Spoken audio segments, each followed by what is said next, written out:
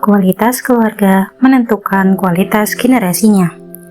Satu-satunya nama surah dalam Al-Quran yang mengabadikan nama keluarga adalah surah Ali Imran. Kata Imran diambil dari nama ayah kandung Maryam. Menurut Syekh Mutawalli Sya'rawi, Imran adalah putra Ma'athan yang nasabnya bersambung ke Nabi Sulaiman, lalu Nabi Daud hingga sampai ke garis keturunan Nabi Yakub. Sayyid Qutb dalam tafsirnya mengemukakan bahwa beberapa riwayat menunjukkan jika Imran juga berasal dari keturunan Nabi Ibrahim. Istri Imran sendiri memiliki saudari yang merupakan istri dari Nabi Zakaria. Istri Imran nantinya melahirkan seorang putri bernama Maryam.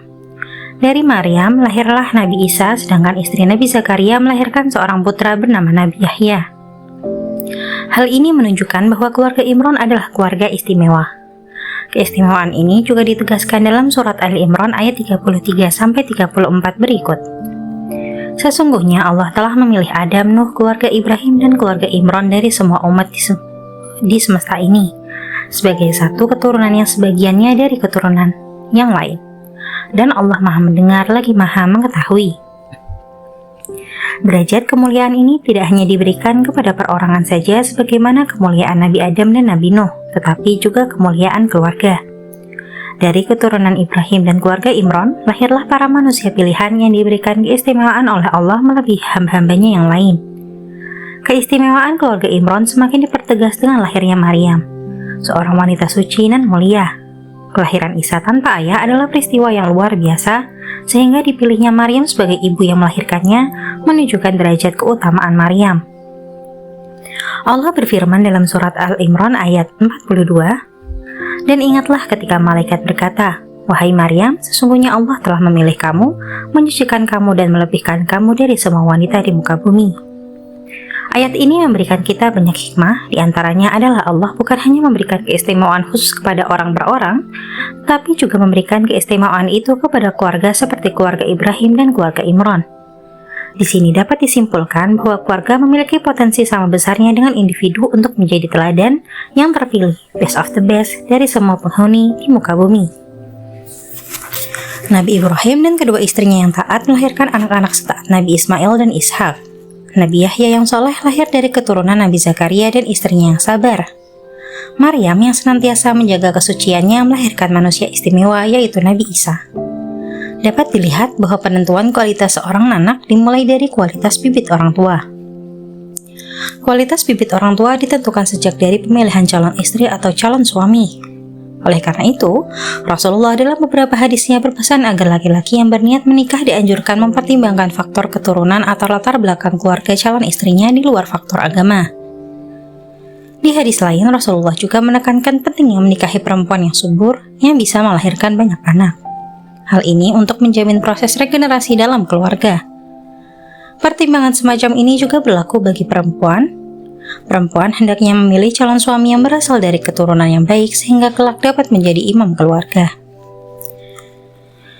Beberapa ahli genetika percaya bahwa sebagian watak yang terbentuk dalam diri seorang anak pada tahap pertama perkembangannya merupakan bawaan dari orang tua yang melahirkannya. Di dalam DNA manusia terdapat sebuah petunjuk mengenai bagaimana sel-sel dalam tubuh anak itu berkembang. Anak yang sehat akan memiliki kombinasi kromosom tertentu, sebagian berasal dari kromosom ayahnya dan sebagian lagi dari ibunya. Sebuah penelitian menunjukkan betapa besarnya pengaruh genetis ini pada diri seorang anak. Orang tua yang memiliki riwayat penyakit akut atau menular kemungkinan besar akan tertular ke anak. Demikian pula bayi kembar. Hampir sebagian besar lahir dalam keluarga yang berketurunan kembar pula. Sebuah fakta menarik menunjukkan bahwa ras kulit hitam memiliki tingkat dominasi yang lebih tinggi dibandingkan kulit putih. Hasil penelitian ahli genetika lain yang tak kalah menarik adalah kecerdasan seorang anak kemungkinan besar diturunkan dari gen ibunya. Tentu saja faktor genetika ini bukan satu-satunya penentu perkembangan karakter anak, tetapi yang terpenting adalah mempertahankan kualitas lingkungan keluarga. Bagaimana mempertahankan kualitas lingkungan keluarga? Caranya dengan mewariskan nilai-nilai positif keluarga kepada generasi selanjutnya. Jika seorang anak mewarisi keunggulan orang tuanya secara genetis lalu didukung oleh nilai-nilai positif dalam lingkungan keluarganya, maka terciptalah seorang anak yang berkarakter kuat dan berbakat luar biasa. Dibanding faktor genetika, faktor kedua ini lebih penting untuk diperhatikan. Seumpama seorang petani yang ingin menanam cabai terlebih dahulu, ia menyemai bibitnya. Bibit-bibit itu disemai dengan cara yang sama. Sang petani merawat cabai dengan telaten, memberikan tanamannya nutrisi dan perawatan yang sama. Namun pada akhirnya tanaman cabai tersebut tetap saja memperlihatkan kualitas tumbuh berbeda. Ada tanaman yang lebih lambat pertumbuhannya, ada pula yang sangat cepat berbuah. Ada buah cabai yang sangat pedas, ada pula yang tidak pedas sama sekali. Mengapa? Pertama, kualitas bibit yang berbeda, kualitas keturunan. Kedua, kualitas media tanam atau lahan cabai itu mungkin tidak sama. Lingkungan tempat ia tumbuh memengaruhi kualitas hasil cabai. Dan tanah yang baik, tanam-tanamnya tumbuh subur dengan izin Allah, dan tanah yang tidak subur, tanamannya hanya tumbuh merana. Demikianlah kami mengulangi tanda-tanda kebesaran kami bagi orang-orang yang bersyukur. Tanah adalah tempat tanaman bertumbuh, keluarga adalah tanah. Di sanalah anak-anak dipupuk dan dirawat. Di sanalah anak-anak mendapatkan nutrisi untuk pertumbuhan dan perkembangannya. Seorang teman berkisah, mereka dianugerahi 2 anak laki-laki, namun karakter keduanya sangat bertolak belakang. Anak pertama mewarisi semua keunggulan bibit orang tuanya, juara kelas, mandiri, dan selalu rapi. Sebaliknya, anak kedua mereka memiliki prestasi akademis yang biasa-biasa saja. Anak ini bahkan sangat manja dan cengeng, suka meronta-ronta jika keinginannya tidak terpenuhi. Mengapa hal ini bisa terjadi padahal kedua anak tersebut lahir dari orang tua yang sama? Orang tua kedua anak ini memiliki bibit yang berkualitas. Ayah dan ibu kedua anak ini sama-sama memiliki potensi untuk menciptakan anak-anak yang cerdas. Namun, pada akhirnya mereka tidak mampu mempertahankan kualitas lingkungan keluarga. Teman ini melanjutkan kisahnya. Ia menyimpulkan bahwa perubahan pola dan gaya hidup rumah tangga mereka lah yang menyebabkan perbedaan karakter kedua anaknya. Anak pertama tumbuh dan dibesarkan dalam kondisi ekonomi yang pas-pasan. Teman ini mengaku bahwa ketika itu ia dan istrinya harus hidup berhemat sehingga ia tidak memanjakan anaknya. Di saat-saat sulit itu pula mereka merasa lebih dekat kepada Tuhan dan memiliki banyak waktu untuk mendidik anak mereka. 6 tahun kemudian, ketika kehidupan ekonomi mereka semakin membaik, bahkan jauh lebih baik, anak kedua ini lahir. Istrinya yang terjun sebagai pebisnis mulai jarang di rumah. Akhirnya anak kedua ini lebih banyak menghabiskan waktu dengan babysitternya. Nilai-nilai positif seperti kemandirian, ketekunan termasuk nilai agama yang dulunya diajarkan kepada anak pertama tidak dapat mereka pertahankan lagi. Lingkungan keluarga adalah lingkungan pertama yang dikenal oleh anak. Sebelum anak mengenal lingkungan di sekolah, kampus, dan masyarakatnya, mereka terlebih dahulu belajar segala hal dari keluarganya.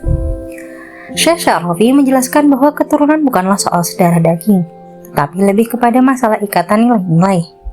Keturunan atau keluarga adalah mereka yang sama-sama berada dalam ikatan keimanan dan ketaatan kepada Allah. Allah memilih keluarga Ibrahim dan keluarga Imran bukan berarti bahwa setiap anggota keluarga yang sedarah dan sedaging dengan keduanya adalah orang-orang yang terpilih, yang diistimewakan. Tidak. Buktinya setelah Maryam melahirkan Isa, tidak ada lagi manusia pilihan yang lahir dari keturunan mereka. Pun dalam keluarga Ibrahim, tidak semuanya menjadi pemuka agama bagi kaumnya. Ketika Nabi Ibrahim dijadikan oleh Allah sebagai pemimpin imam bagi seluruh umat manusia, Ibrahim pun memohonkan keturunannya untuk menjadi sepertinya. Namun Allah berfirman, "Dan ingatlah ketika Ibrahim diuji Tuhannya dengan perintah dan larangan, lalu ia melaksanakannya." Allah berfirman, "Sesungguhnya aku menjadikanmu imam bagi seluruh manusia." Ibrahim pun berkata, "Saya mohon juga dari keturunanku." Allah berfirman, "Janjiku tidak berlaku bagi orang-orang yang zalim." Artinya di antara keturunan Ibrahim kelak ada juga yang zalim, ada yang tidak bisa dijadikan teladan. Mereka bukanlah orang-orang dalam keluarga Ibrahim yang diistimewakan sebagaimana ayat sebelumnya, meski secara genetis mereka berasal dari garis keturunan yang sama. Ini menjadi bukti bahwa di antara keturunan Ibrahim ada juga beberapa orang tua yang tidak mampu mewariskan nilai-nilai keluarga yang berkualitas kepada anak-anaknya. Demikian halnya keluarga Imran. Mengapa anak cucu istimewa lahir dari Imran dan istrinya?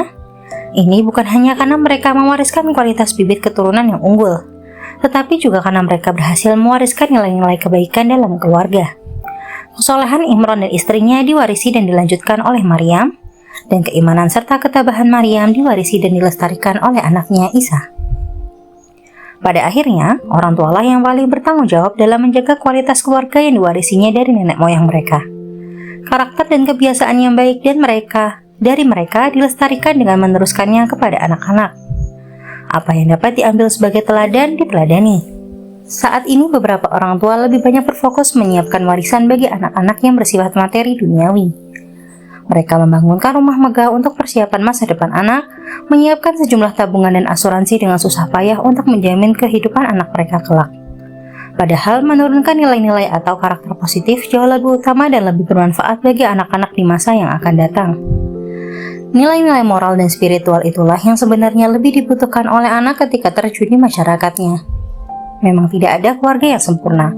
Oleh karena itu, nilai-nilai buruk dari keluarga nenek moyang kita cukuplah menjadi pelajaran agar generasi selanjutnya tidak mengulanginya. Kesalahan dan keburukan masa lalu dari generasi keluarga terdahulu jangan sampai diwarisi oleh anak-anak.